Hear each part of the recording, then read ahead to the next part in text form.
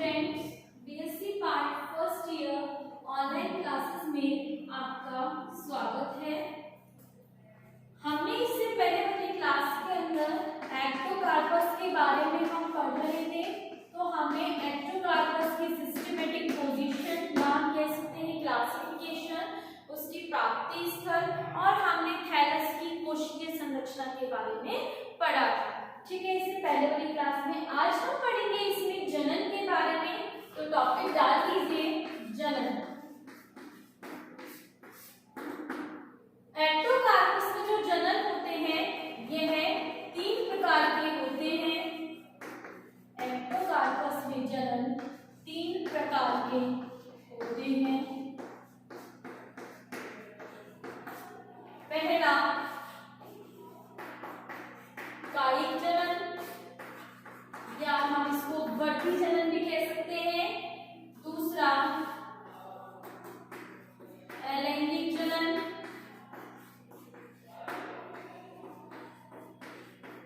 तीसरा लैंगिक। तो जनन टॉपिक डाल दीजिए और लिखिए इसमें जनन 3 प्रकार का होता है। जनन 3 प्रकार का होता है।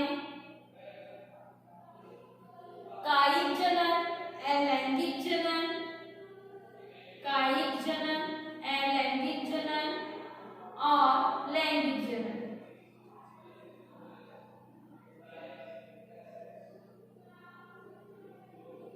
एक्टोकार्पस में 2 थैलस पाए जाते हैं।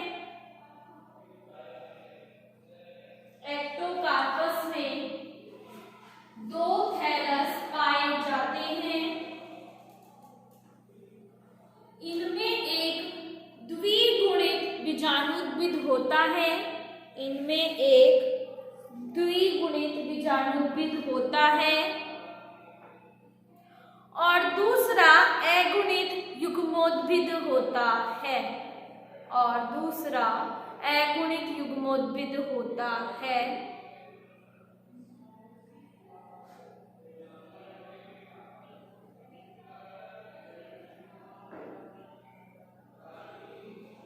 बीजाणुद्भिद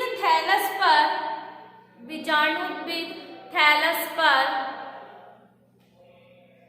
बहुकोष्ठकी और एक कोष्ठकी, बीजाणुद्भिद थैलस पर बहुकोष्ठकी और एक कोष्ठकी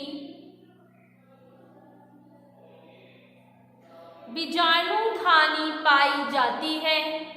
बीजाणुधानी पाई जाती है। जबकि युग्मोद्भिद थैलस पर बहुकोष्ठकी युग्मक धानी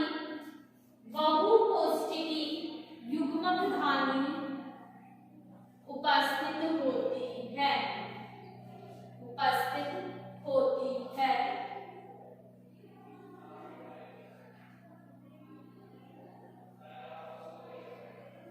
पहला डाल लीजिए कायिक जनन। कायिक जनन के बारे में हम पढ़ेंगे। लिखिए इसमें कायिक जनन में तंतु का वह भाग जिसमें विभ्योतकी कोशिकाएं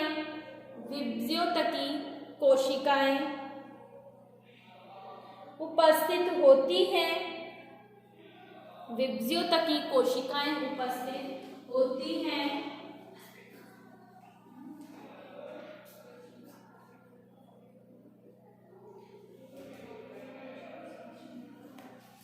तंतु से विखंडन द्वारा अलग होने पर नए थैलस का निर्माण होता है। अलग होने पर नए थैलस का निर्माण होता है। ठीक है, ये हो गया कायिक जनन। अब लिखिए अलैंगिक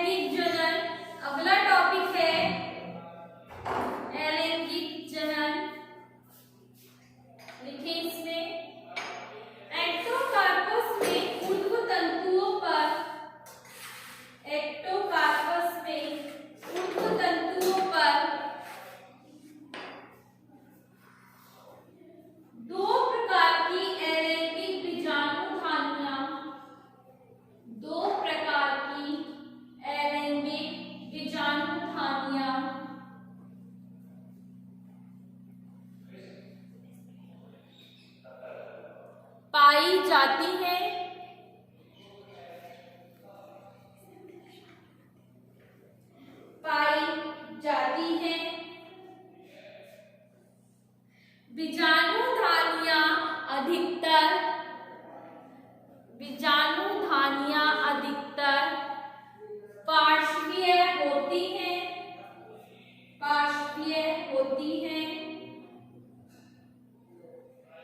तथा एकल शीर्षस्थ स्थिति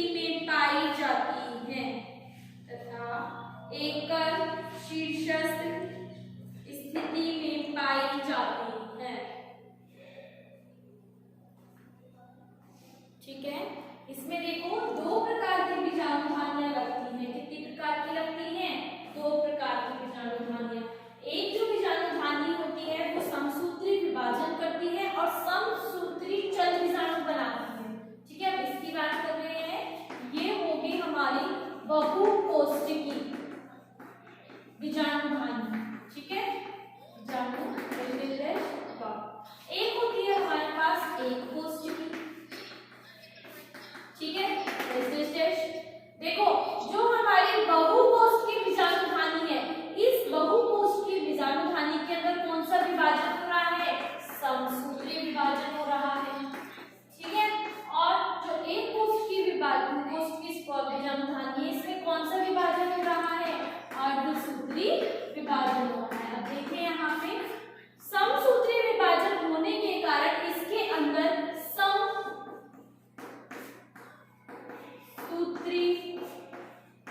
बीजाणु बनेंगे।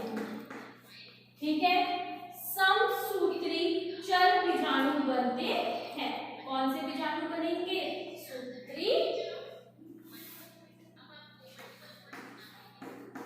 सूत्री चल बीजाणु। अब देखो नेक्स्ट बनेंगे इसके अंदर। ठीक है, और इसके अंदर अर्धसूत्री विभाजन हो रहा है, इसीलिए अर्ध चल बीजाणु बने। जो अर्धचल बीजाणु होंगे ये तो हमारे पास N होंगे, इट मींस हैप्लॉइड होंगे जो गैमेटोफाइटिक प्लांट बनाएंगे, और जो सूत्री चल बीजाणु होंगे ये हमारे पास 2N होंगे जो कैसा प्लांट बनाएंगे? बीजाणुयुक्त पादप, या फिर हम कह सकते हैं द्विगुणित पादप का निर्माण करेंगे। ठीक है, यहाँ तक हुआ। तो अब इसमें डाल लीजिए बहुकोष्ठिक बीजाणुधानी। बहुकोष्ठिक बीजाणुधानी और लिखिए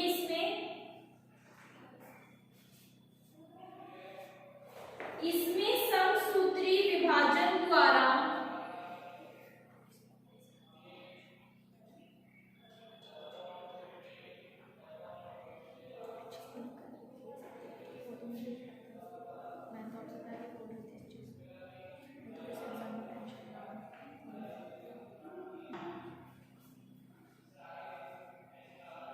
लिखिए बहुकोष्ठिक बीजाणुधानी में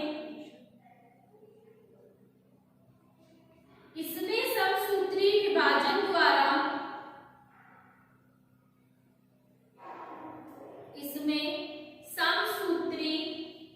विभाजन द्वारा सूत्री चल बीजाणु बनते हैं। सूत्री चल बीजाणु बनते हैं जो अंकुरित होने पर बीजाणुयुक्त पादप बनाते हैं। बीजाणुयुक्त पादप बनाते हैं। नेक्स्ट डाल लीजिए एक कोष्ठिक बीजाणुधानियां। एक कोष्ठिक बीजाणुधानियां देखिए इसमें अर्धसूत्री विभाजन के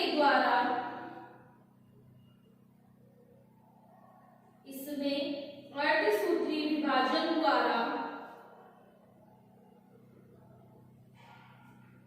अर्धचल बीजाणु बनते हैं।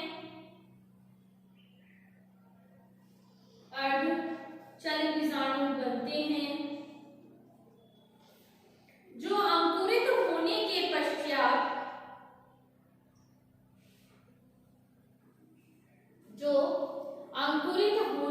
पश्चात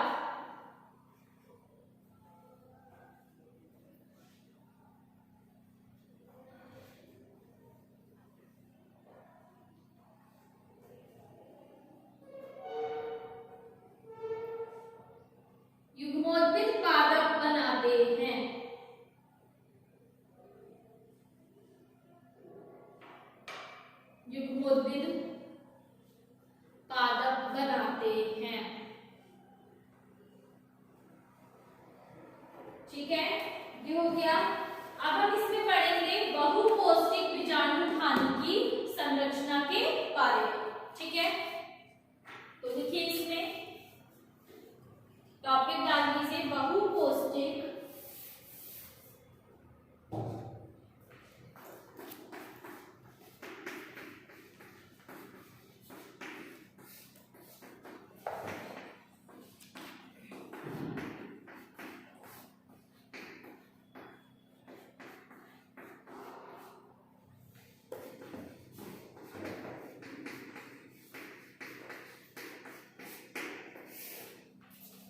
बहुपौष्टिक बीजाणुधानी की संरचना। लिखिए इसमें ऊर्ध्व शाखाओं की शीर्षस्थ कोशिका, ऊर्ध्व शाखाओं की शीर्षस्थ कोशिका बहुपौष्टिक बीजाणुधानी, बहुपौष्टिक बीजाणुधानी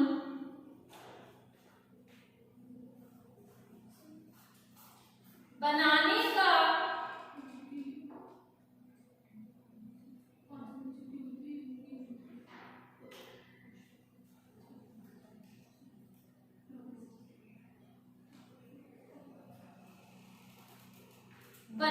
का कार्य करती है, बनाने का कार्य करती है। यह कोशिका अन्य कोशिका से, यह कोशिका अन्य कोशिका से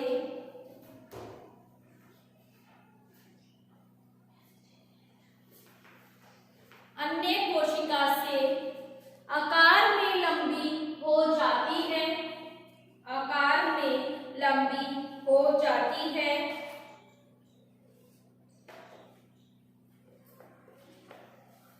और इसमें कई वर्णकी लवक, इसमें कई वर्णकी लवक और एक केंद्रिक उपस्थित हो जाता है।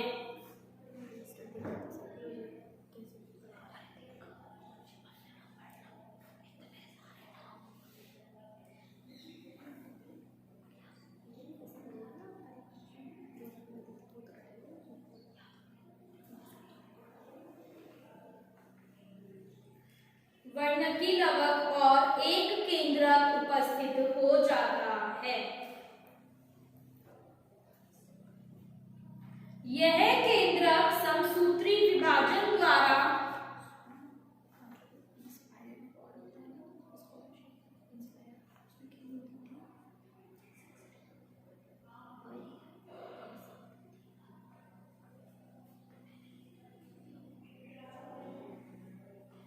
यह केंद्रक समसूत्री विभाजन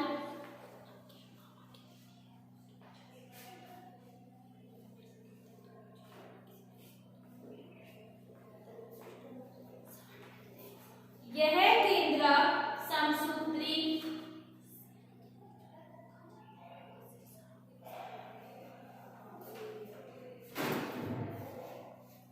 यह केंद्रक समसूत्री विभाजन द्वारा 6 से 12 कोशिकीय तंतु निर्मित कर लेता है।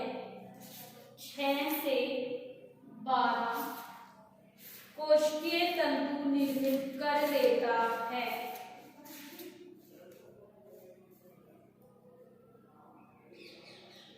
इसके बाद इसमें कई अपनत परिणत, इसके बाद इसमें कई अपनत परिणत विभाजन होते हैं।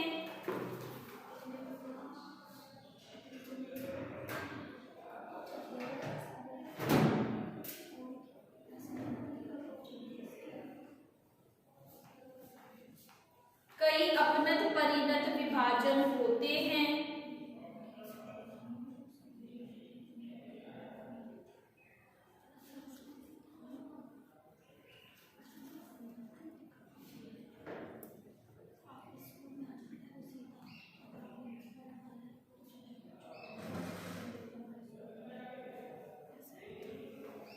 जिससे यह एक बहुकोशिकीय संरचना बना लेता है, जिससे यह एक बहुकोशिकीय संरचना बना लेता है, जो अंडाकार, तिकोनी और बेलनाकार हो सकती है, जो अंडाकार, तिकोनी और बेलनाकार हो सकती है। प्रत्येक कोशिका घनाकार होती है, प्रत्येक कोशिका घनाकार होती है और इसके जीव द्रव्य में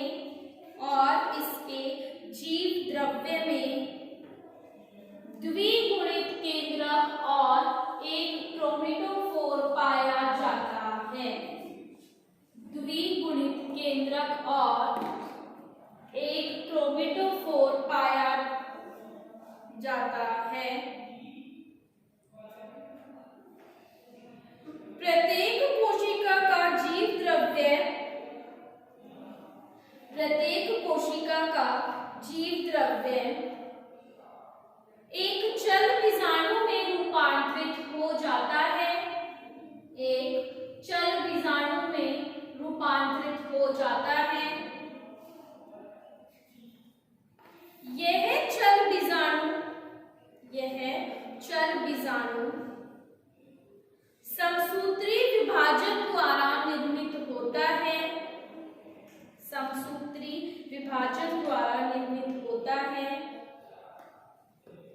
इनके गुणसूत्र की संख्या द्विगुणित होती है, इनकी गुणसूत्र की संख्या द्विगुणित होती है।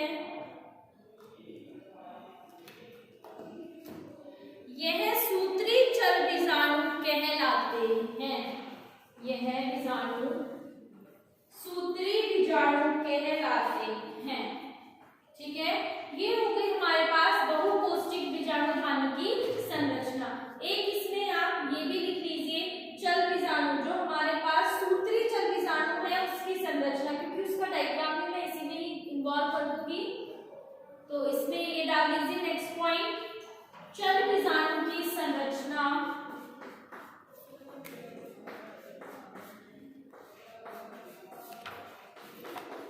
दोनों के डायग्राम एक साथ बनाऊंगी, ठीक है।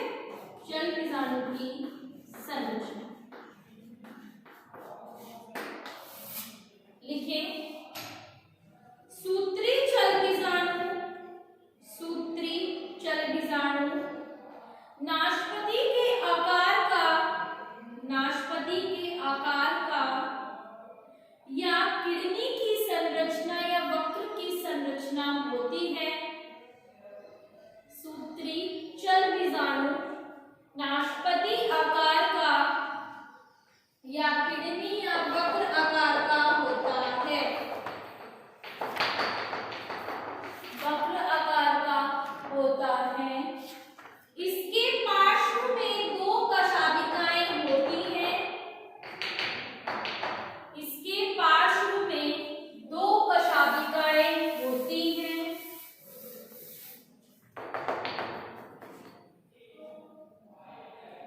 अग्रसिरे की ओर लंबी,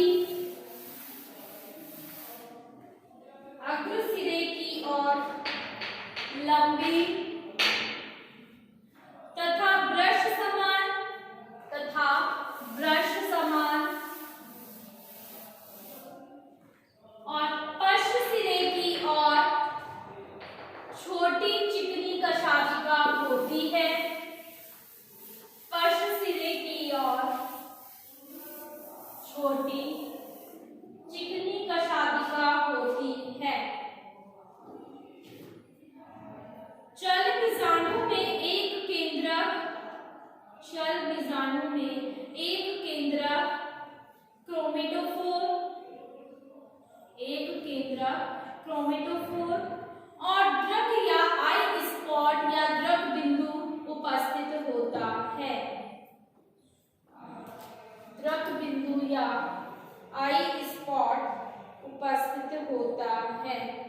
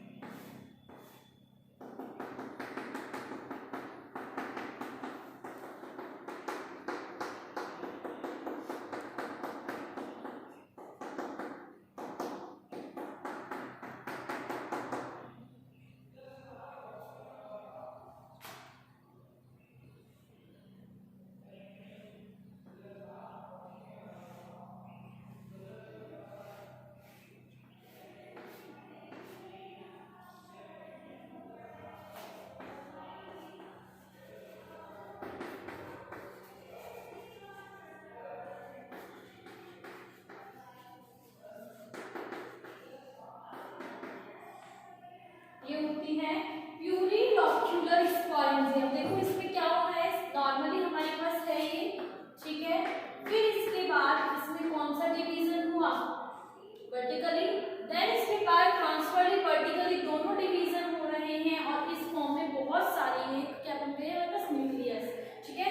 बहुत सारे तो हमारे पास क्या है, सेगमेंट्स है, कोष्ठक है, कोष्ठक के अंदर बहुत सारे केंद्रक है, इसलिए इसको कहा गया है प्यूरिलोक्यूलर स्पोरेंजियम। और ये कब बनते हैं, जब समसूत्री विभाजन होता है तब। इसको बना लो।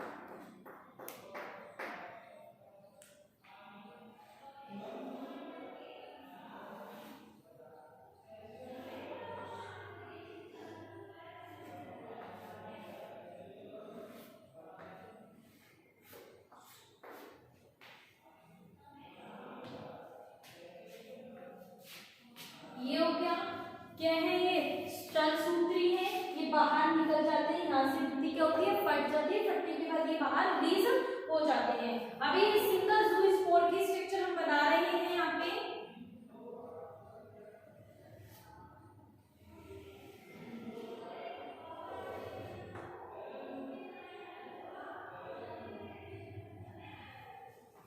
सिंगल ज़ूस्पोर की स्ट्रक्चर बना रहे हैं।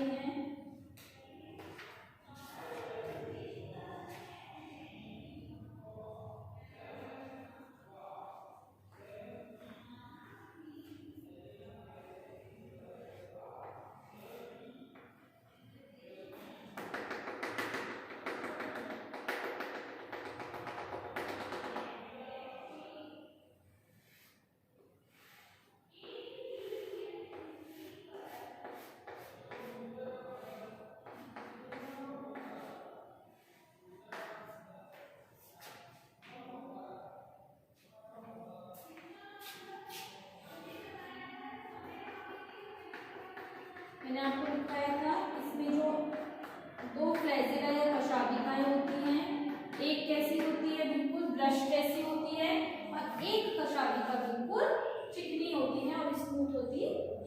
ठीक है, अब देखिए यहाँ पे ये तो है इसका न्यूक्लियस,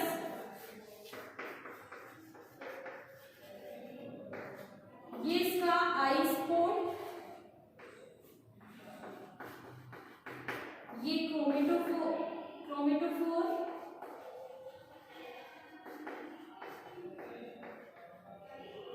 ये दोनों फ्लैजेला है, इंटीरियर एंड पोस्टीरियर। लिख दो यहाँ पे interior brush like flagella and this is a posterior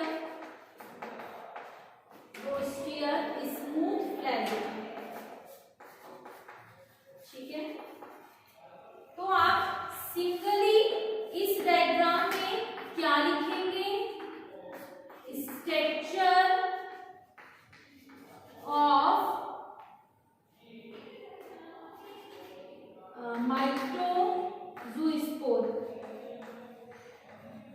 अगर हमें नाम समझ नहीं आता है तो मैं यहां लिख देती हूँ इस नाम को माइक्रोज़ूस्पोर, स्ट्रक्चर ऑफ माइक्रोज़ूस्पोर। और इस ऊपर वाले जो डायग्राम है इसमें लिख लेना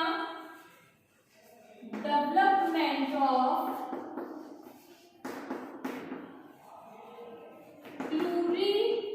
प्लूरिलॉक्यूलर स्पोरेंजिया। ठीक है, ये है इसका डायग्राम का नाम। और इस वाले डायग्राम को आप क्या नाम देंगे? डायशीशियस स्पोरेंजिया। क्या नाम देंगे इसको? डायशीशियस, या हिंदी में इसको हम बोलते हैं स्पूटन या विमोचन। डायशीशियस स्पोरेंजिया।